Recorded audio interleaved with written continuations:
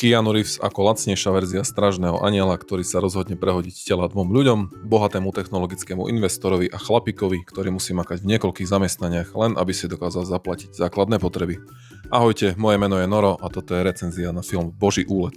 Režisérom tohto filmu je Aziz Ansari, ktorého poznáte pravdepodobne zo seriálu Parks and Recreation, po česky Odbor mestské zelene, a tento film je zároveň aj jeho režisérskym debutom v rámci celovečerných filmov. Aziz tu hrá obyčajného človeka, ktorý sa snaží prežiť v dnešnom rýchlom svete. Robí pre viacero firiem súčasne, aby si dokázal zaplatiť základné veci. Seth Rogen je zase typický význam slovného spojenia povolanie syn, ktorý si nevidí pred vlastný nos a utráca peniaze na nezmysly, ktoré pre ňoho nič neznamenajú. Boží úlet je zaujímavým filmom, ktorý ponúka divákom miestami trochu zmiešaný dej, avšak s hlbokou myšlienkou, že peniaze nám vedia vyriešiť množstvo v úvodzovkách problémov, no zmysel života si za ne nekúpiš.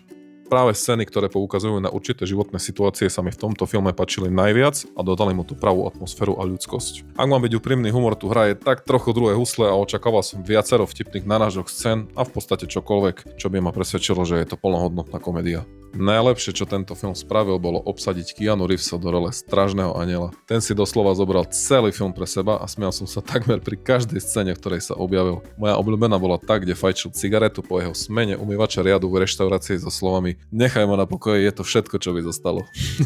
Boží úlet je príjemný film, ktorý vás prinúti sa trochu pozastaviť nad každodenným životom a určitými nepodstatnými vecami, ktoré riešime, a zároveň aj vecami, ktorým mnohokrát nedávame potrebnú váhu. Dobrý film, avšak slabšia komédia, ktorá mohla využiť svoj potenciál o čosi viac. Ak sa ti toto video páčilo, nezabudni mu dať like a sleduj pozrete.sk na TikToku, Instagrame, YouTube a Facebooku.